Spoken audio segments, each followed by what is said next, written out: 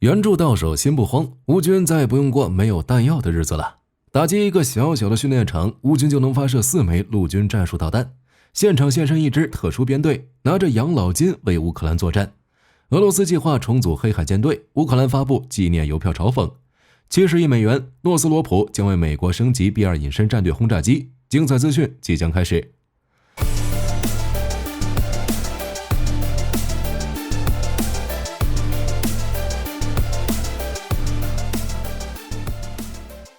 从乌军最近一系列远程袭击来看，乌军装备的暴风影或斯卡普1级巡航导弹的数量已经不多了。即便有意大利刚刚加入提供这行列，当然这只是看起来。事实上，乌军远程弹药远比之前更加充足。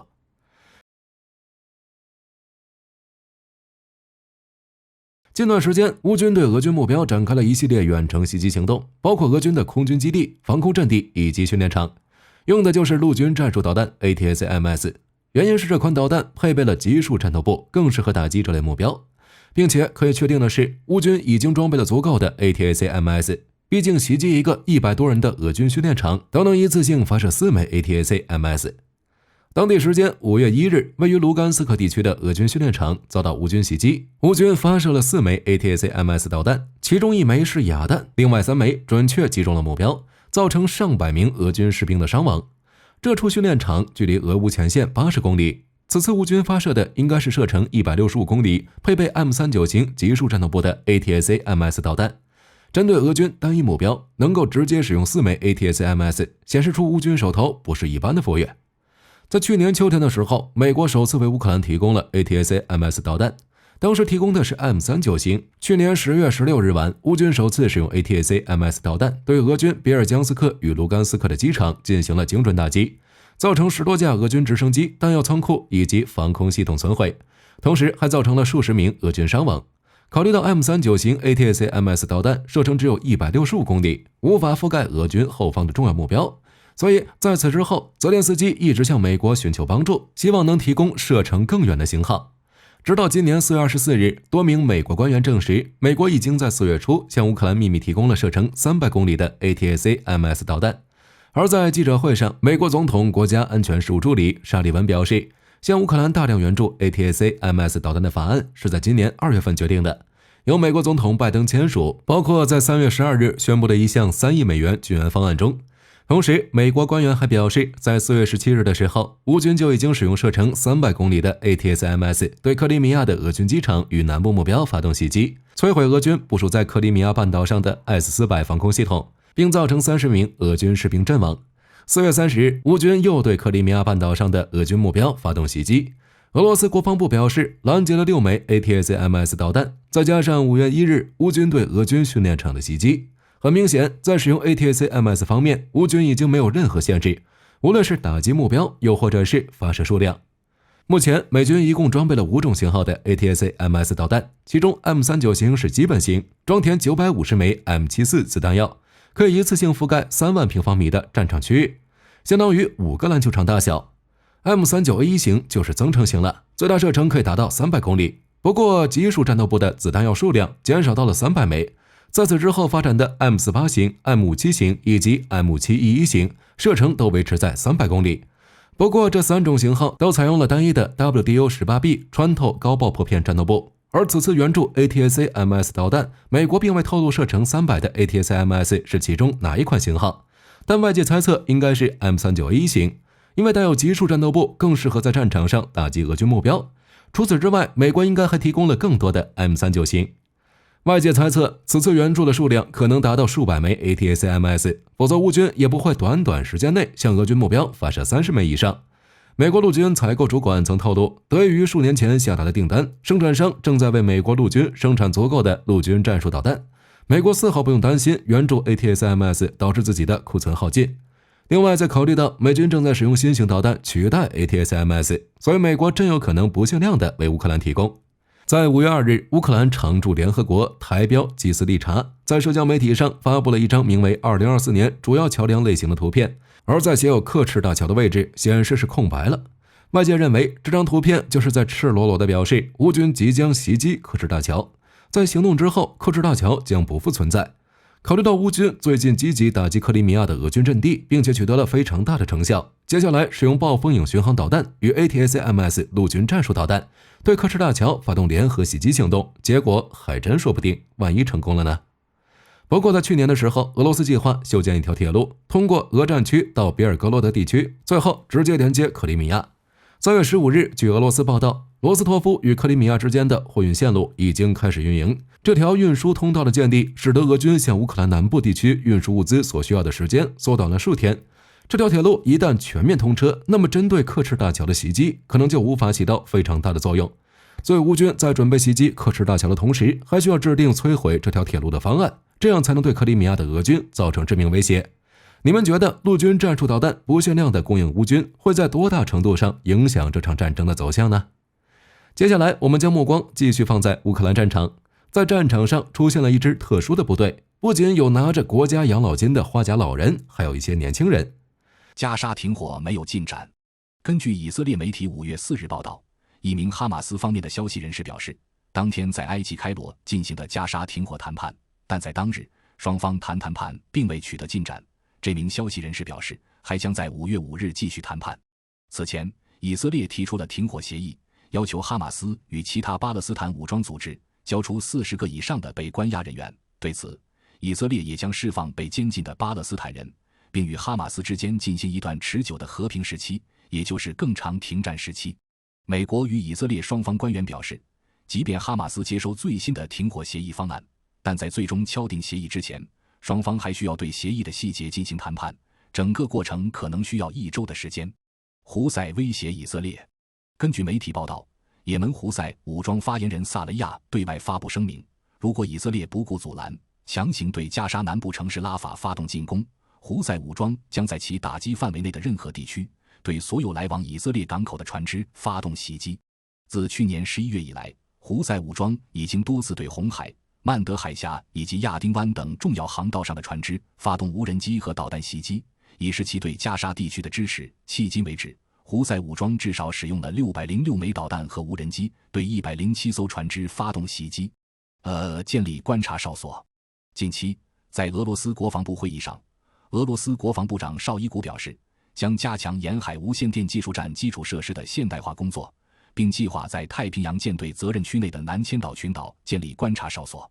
显然，绍伊古此次动作就是想向日本示威。此前，日本与俄罗斯关于南千岛群岛的争端已经持续了多年，本来双方已经准备签署和平条约了，但俄乌战争爆发之后，日本坚定站在乌克兰一方，并且还曾计划趁着俄罗斯深陷战场泥潭进攻南千岛群岛，但最终不了了之。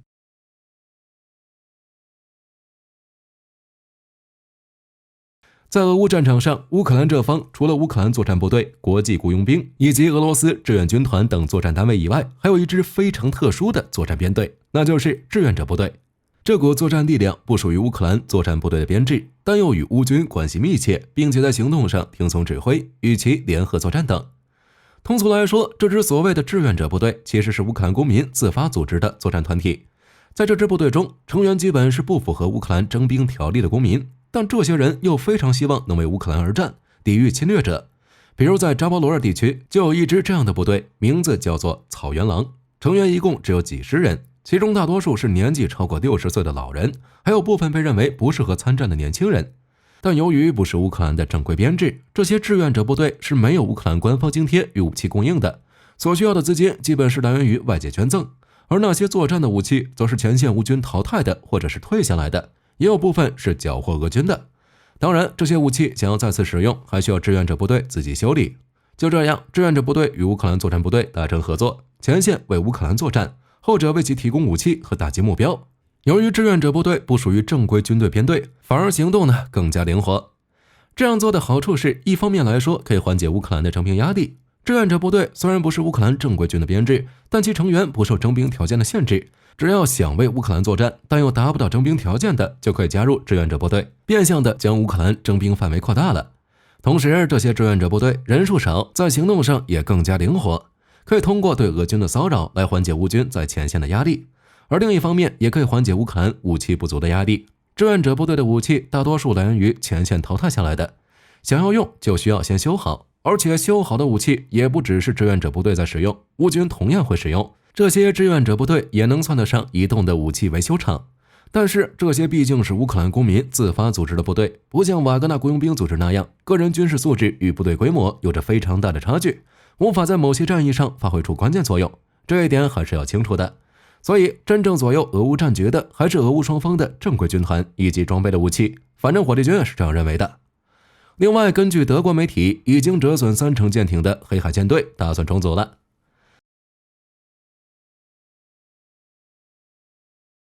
根据德国媒体报道，俄罗斯似乎正在组建新的黑海舰队。在数周前，俄罗斯国防部将黑海舰队大部分舰艇从克里米亚海域撤出，因为在乌克兰多次袭击俄罗斯海军后，黑海舰队至少折损了30%舰艇。这些损失舰艇不是被击沉了，就是严重受损，完全失去战斗力。在这种情况下，俄罗斯为了不失去海上力量，决定重新组建黑海舰队，目前正在为舰队添置装备。在不久之后，将有一艘卡拉库尔特护卫舰与一艘瓦西里贝科夫级巡逻艇编入黑海舰队。这2艘舰艇正在位于俄罗斯达达斯坦共和国的泽廖诺多利斯克造船厂进行建造。新舰艇将于5月下水，但俄罗斯国防部尚未宣布具体日期。新船下水也就意味着接下来要试航。不过按照俄罗斯惯例，卡拉库尔特级护卫舰想要投入实战，至少还需要3年时间。但另一艘巡逻艇就不一样了。此前，俄军装备的同级别的谢尔盖科托夫号巡逻艇被乌军击沉了。这艘被击沉的巡逻艇是在下水之后1年半才正式编入俄罗斯海军战斗序列的。显然，黑海舰队的损失已经让俄罗斯感到肉疼了，只能想办法为黑海舰队增加舰艇，要不然的话，黑海舰队就名存实亡了。至于俄罗斯想要重组黑海舰队，能在战场上发挥出多大作用，火力军还是要打个问号的。毕竟现在的乌克兰在不对称海战方面是非常强的。与此同时，乌克兰也不忘嘲讽俄罗斯。近日，乌克兰为了纪念重创黑海舰队这件事，准备发售官方纪念邮票，预计将在5月8日发售。发行纪念的是乌军曾摧毁的黑海舰队水面舰艇。报道称，乌克兰之所以这么做，是想让外界想起来这支舰队，毕竟黑海舰队已经销声匿迹很久了。自从俄乌战争爆发以来，黑海舰队为乌克兰贡献了不少战功。面对几乎没有海军的乌克兰，黑海舰队在没有出战的情况下，接连失去各类水面舰艇，包括舰队旗舰莫斯科号。乌克兰表示，黑海没有成为黑海舰队驰骋的战场，反而成为俄罗斯海军的坟场。在接连失去舰艇之后，黑海舰队只能撤出克里米亚，所以这时候乌克兰发售此类邮票也有很强的象征意义。不仅是为了挖苦俄罗斯，同时还在表达一种态度，那就是必须将克里米亚夺回来，将黑海完全控制。讲完俄乌战场的事情，接下来火力军来聊一聊关于美国 B2 隐身战略轰炸机的最新消息。